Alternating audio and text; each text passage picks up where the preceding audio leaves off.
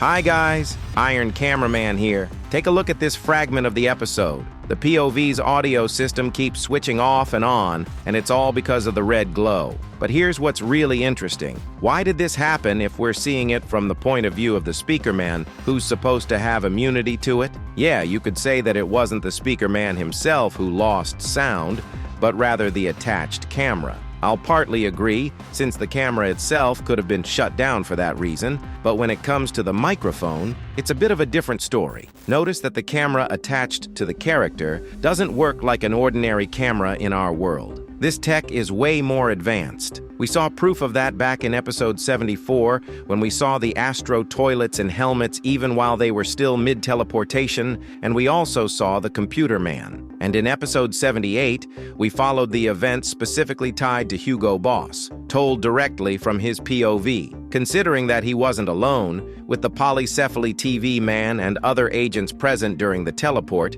each one was being shown different images. In other words, if it was just a normal camera filming, we probably wouldn't have seen anything. So this device literally shows events from a first-person perspective. The camera becomes an extra artificial eye for the character. The mechanics are similar to the device that allows them to understand the skibidi language just by plugging in, which means it wasn't just the recording camera that lost hearing, but the speakerman himself. The longer the glow continues, the worse it gets. The next stage after losing hearing could be something like partial control or movement difficulties. But here's another question. Why haven't we seen sound loss in POVs during red glowing earlier in the series? The answer is pretty simple. First, in this scene, there are 4 massive monitors, all pointed directly at us at a straight angle, and the POV is right in front of them, not from the side. By the way, Boom gave an interesting detail in his response. When he listed what the red glow could affect, he mentioned cameras first, then speakers,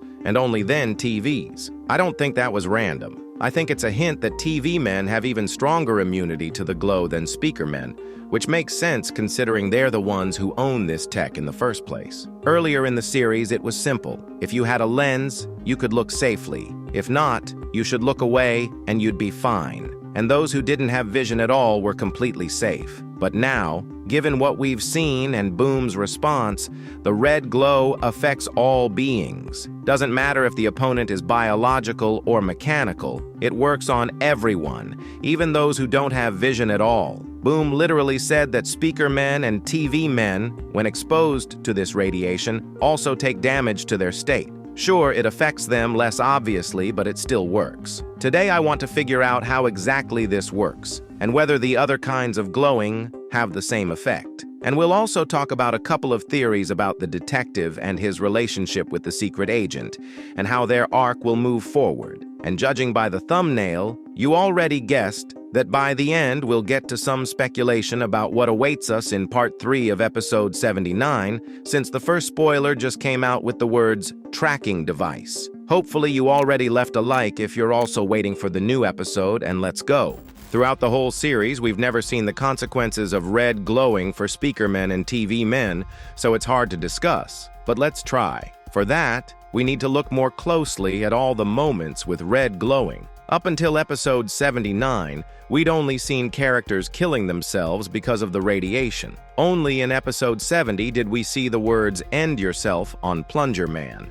In one of my previous videos, I said Camera Woman saw all her mistakes and flaws that started the war and cost people's lives. So it means that for those with vision, the red glow literally forces them to see the darkest parts of their minds. And it's not just limited to a command or simple text. It might look like the POV speakerman was staring at the screen for a long time, like he was starting to feel something. Notice how for about 5 to 7 seconds we see the screens before he starts to take action. The chest camera only came back on after he turned his back to the screen. If it hadn't been for the scarfed TV man telling him what to do, we might have seen, for the first time in history, a speaker man being killed by the red light. But I think this idea is only half true, because it's really weird to act like that in an emergency. You should immediately move and save everyone. So this long lag can easily be explained by the fact that the camera, right before shutting down, was still showing the last captured frame. Basically, the device wasn't getting new data anymore, but it was still showing the old image for a short time. From what we saw in the episode, I'd say that for those without vision, the red screen mostly confuses and slows them down. It weakens them, but doesn't cause the same unbearable pain as it does for cameramen. Speakermen probably feel more discomfort and disorientation than pain. Their body slows down. Their thoughts get messy. That's why they start acting sluggish. And TV men have even stronger immunity.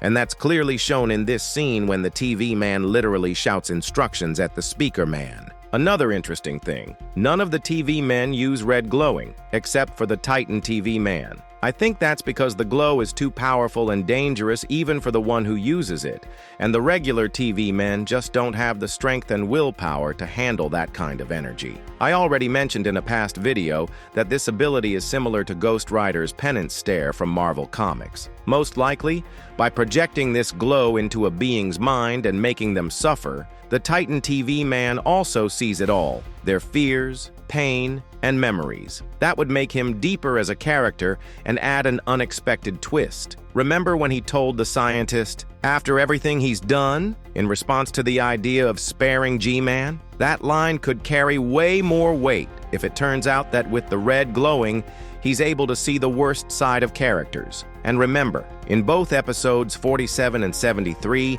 he used the red glow against G-Man. That would explain why this glow is unique only to him and no one else. And it also answers the question. No other glow can affect those without vision. Only the red glow works on everyone because it's the most powerful and dangerous one. But all of this pales in comparison to the motives of the secret agent. Across 79 episodes, we still don't know even a tenth of his plans. He remains the most mysterious figure. We know more about his helpers, the PC men, than about him. That's why it's especially interesting what the detective has managed to uncover. Even though he doesn't show up often and his arc is moving slowly, his potential is huge. We first see him in the extra scene of episode 70 just observing, but later he arrests the lucky cameraman, pulls archived recordings, takes the device that understands Speakerman and Skibidi speech. All of it points to one goal, uncovering the truth. But why? The idea that it's random or just normal Alliance security work doesn't fit. There's too much persistence and personal motivation. Even when Lucky Cameraman proves that the secret agent is good, the detective doesn't believe it. And even though the investigation looks hopeless, no evidence, no witnesses, he doesn't give up.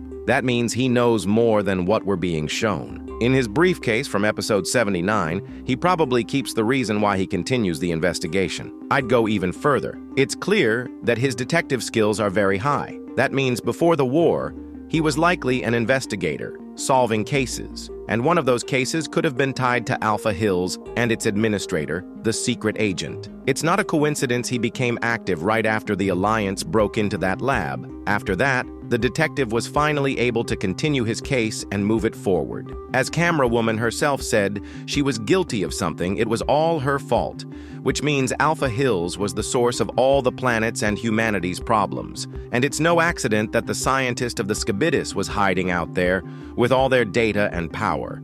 And most likely this was all because of the secret agent himself, and that's exactly why the detective doesn't trust the records or the words of the lucky cameraman. Remember the interrogation scene with the Alpha Hills employees. It's clear he was already investigating this case in his past life. Probably he lost someone because of the lab, which explains his persistence. The secret agent understands this, and that's why he faked a recording and tried to convince the Alliance that he isn't an enemy. But the detective won't stop. He'll probably be the first to oppose the secret agent and his system. If Boom develops his arc, it'll be a huge plot twist, especially now when the main cameramen have stepped into the background. And just to be clear, I'm not saying the secret agent is evil. I mean that it was his fault everything went wrong. He just couldn't foresee the problem. But even a smart character like the detective, along with a smart TV man like the polycephaly, can make mistakes. And teleporting to the Speakerman base is one such mistake. But it's a mistake that could actually turn in their favor, because nothing ever goes according to plan. Boom already said that what's coming will bring us both joy and sadness.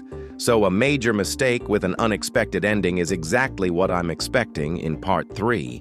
And the first spoiler basically confirms it. It says, the polycephaly TV man once again had a tracking device attached to him. And if you want more videos like this, make sure to subscribe so you don't miss the next ones. See you next time.